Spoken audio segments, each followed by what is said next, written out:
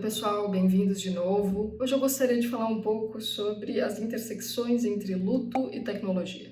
Eu sei que é um tema que parece estranho, mas eu acho ele super importante. Primeiro para o momento que a gente está vivendo, que infelizmente é de muito luto e afastamento social, mas também para a gente pensar algumas transformações sociais. A inspiração para esse tema surgiu quando eu li um artigo sobre um aplicativo que está sendo desenvolvido, que já está desenvolvido, pela empresa MyHeritage, que é aquela que faz pesquisas sobre a nossa ancestralidade, e o aplicativo se chama Deep Nostalgia, Nostalgia Profunda. E o que ele faz? Ele anima fotos de pessoas que já faleceram, então parece que essas fotos têm vida, estão falando. E para quem quiser ver o aplicativo funcionando, eu acho que no Instagram da empresa já tem fotos de autores falecidos, de presidentes falecidos falando. E é interessante, mas o mais interessante é que, segundo alguns artigos e a própria empresa, algumas famílias têm usado esse aplicativo para celebrações familiares.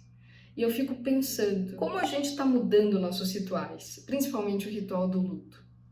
Quais são as mudanças sociais que estão acontecendo? Afinal, se a gente for pensar, todas as expressões de luto, de rituais pós a morte, são questões muito culturais.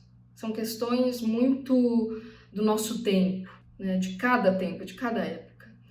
E para quem quiser aprender mais sobre isso, tem uma dica de leitura que é fundamental em toda a biblioteca, que é o livro do Philippe Ayres, que se chama História da Morte no Ocidente. Fantástico. Então, quais são as mudanças sociais, de comportamento social que tem acontecido com a tecnologia hoje? Bom, primeiro, antigamente a gente tinha mais visitas. Hoje a gente tem grupos WhatsApp de luto, que estão um pouco, não substituindo, mas tomando cada vez mais espaço. Comunicado do óbito. Antes se usava muito jornal, muito boca a boca, o telefonema também. Hoje as redes sociais tomaram conta. Aliás, as redes sociais têm servido para manifestações de emoção depois da morte das pessoas. Só que não são as mesmas manifestações dependendo de cada rede. No Twitter, por exemplo, a gente vê mais demonstrações de escárnio, de crítica à pessoa falecida. Já no Facebook e no YouTube são demonstrações de carinho. Existem páginas para falar só de pessoas que já faleceram, como profiles de gente morta.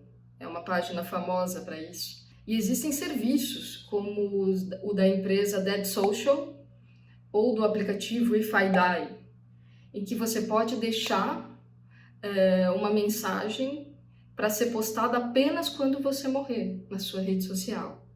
Isso já é um serviço. Existem mudanças de ferramenta para viver o luto. Existem velórios virtuais, por Zoom, por exemplo. Eu imagino que, infelizmente, muitos de nós tenhamos que ter vivido isso durante a pandemia. Existem cemitérios virtuais, existem QR Codes para lápides, com informações sobre o falecido. Existem sistemas de localização para cemitérios, GPS. Esse eu precisaria, porque eu sempre me perco ali. Outra questão moderna, o que eu faço com a lembrança virtual de quem morreu? Em torno de mais de 350 mil usuários de Facebook morrem todo ano. O que eu faço com essas fotos? O que eu faço com essas lembranças, com esses posts? Apago completamente ou deixo ali um memorial? E é importante que se torne um memorial para que os cuidados com os dados e com o carinho com aquele perfil seja outro. O que eu faço com isso? São perguntas difíceis de serem respondidas. Mas mais do que isso, o pano de fundo da discussão é: o que está acontecendo com os nossos rituais, que são tão importantes, principalmente o de luto para qualquer cultura? Eles estão desaparecendo ou se transformando?